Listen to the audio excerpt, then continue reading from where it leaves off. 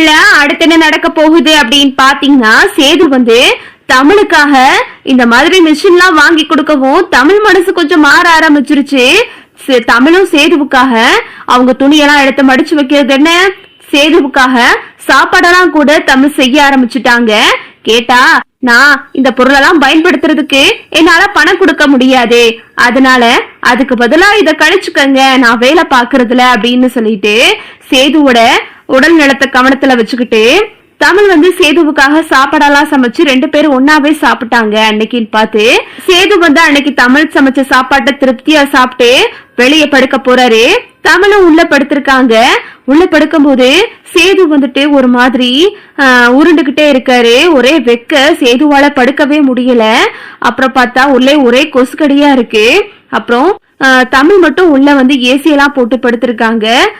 தமிழ் வந்து சேது கிட்ட சொல்றாங்க, எங்க நீங்க வெளியே ஒண்ணும் படுத்து கஷ்டப்பட வேணாம், நீங்க இந்த பக்கம் படுத்துக்கங்க, நான் அந்த பக்கம் படுத்துக்கிறேன், உள்ளேயே போய் படுத்துக்கிருவோம் அப்படின்னு தமிழ் வந்து சேது கிட்ட சொல்லவும் சேதுவும் யோசிச்சு பாக்குறாரு.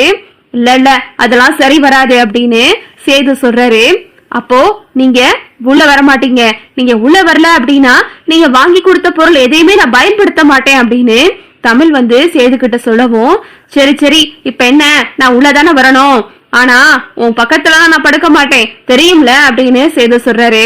உடனே தமிழ் வந்து உங்க பக்கத்துல படுக்க எனக்கு ரொம்ப ஆசைத்தான், நீங்க அங்கிட்டு படுத்துக்கங்க, நான் இங்கிட்டு படுத்துக்கிறேன் அப்படின்னு தமிழும் சேதும் உள்ள போய் கதவை பூட்டுறாங்க.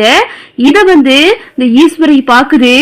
என்னடி என்னைக்கும் இல்லாம இவன் வெளியே படுத்து கிடந்தா, இன்னைக்கு பாத்துட்டு உள்ள போறான். வர வர இவன் கொஞ்சம் கொஞ்சமா அந்த தமிழ்ச்செல்வி பக்கம் சாய ஆரம்பிச்சுட்டாண்டி அப்படின்னு சொல்லிக்கிட்டு இருக்கும் போதே சாவித்திரி வருது. என்ன மதனி, என்ன நடக்குது இங்க? எப்பவும் சேது பையன் வெளியே தானே படுப்பான், இன்னைக்கு பாத்தீங்களா அவ பின்னாடியே உள்ள போறான். உள்ள போயிட்டு கதவையும் அடைச்சிட்டாங்க 2 பேரும். உள்ள என்ன நடக்குதுன்னு யாரு கண்டா, பழையபடி அவங்க வாழ ஆரம்பிச்சாலும் ஆரம்பிச்சிருவாங்க அப்படின்னு சாவித்திரி வந்து ஈஸ்வரி கிட்ட சொல்லவும், ஈஸ்வரி வந்து அத்தாச்சி நம்ம இப்படியே விடக்கூடாது, ஏதாவது பண்ணி இவ வயிற்றுல வளர்ற குழந்தைய அழிச்சிட்டோம் அப்படின்னா இவ இந்த வீட்டுல இருக்கிறதுக்கு எந்த தகுதியுமே இருக்காது. குழந்தைய வச்சுக்கிட்டு தானே இவ இந்த ஆட்டம் போடுறா, குழந்தைய இல்லாம நம்ம பண்ணியே ஆகணும், அதுக்கு ஏதாவது வழியை தேடுங்க அப்படின்னு 2 பேசிக்கிட்டு இருக்குங்க. சரி மதினி, நான் நாளைக்கு உங்களுக்கு நல்ல ஒரு முடிவோட வாரேன் அப்படின்னு சொல்லிட்டு சாவித்திரி ஒரு பக்கம் போயிருது. அப்பதான் வெளியே வர்றாங்க. என்னடி மலரு, அந்த சேது பைய வெளியே படுத்து கிடப்பா, இன்னைக்கு சேதுவையே காணா அப்படின்னு அப்பத்தா கேட்கவும், அது வந்து அம்மாச்சி உங்களுக்கு விஷயம் தெரியாதா, சேதையா இன்னைக்கு உள்ள போய் படுத்திருக்காரு. இன்னைக்கு தமிழ் வந்து சேது மாமா கொசுகடியில படுக்கிறத பாத்துட்டு உள்ள வாங்கன்னு கூப்பிட்டாங்க, அதனால 2 பேருமே உள்ள போய் படுத்துட்டாங்க அப்படின்னு அப்பத்தா கிட்ட மலர் சொல்லவும், ஆத்தா கருப்பு, நீ தான் என் பிள்ளையில ஒண்ணு சேர்த்து வைக்கணும், இப்படி எல்லாமே நல்ல விஷயமா நடக்குது. இந்த குழந்தை பூமிக்கு வரதுக்குள்ள ஒரு அம்மா அப்பாவா 2 பேரும் சேர்ந்து அந்த குழந்தைய கையில வாங்கணும், அதுக்கு நீ தாத்தா கூட இருந்து இப்படி நல்ல விஷயங்கள்லாம் பண்ணணும் அப்படின்னு சொல்லிட்டு ஆப்பத்தா வந்து சாமியை வேண்டிக்கிட்டு இருக்காங்க. சரி சரிடி, கொஞ்சம் கொஞ்சமா அவ மனசும் மாறுது, அவை மனசும் மாறுது, இப்படியே போனா நல்லா இருக்கும் அப்படின்னு சொல்லிட்டு 2 பேரும் பேசிக்கிட்டு இருக்காங்க. அப்புறம் பார்த்தா நைட் ஆயிருது. நைட்டு வந்து தமிழ் படுத்திருக்கும் போது சேதுவோட அம்மா மீனாட்சி கனவுல வர்றாங்க.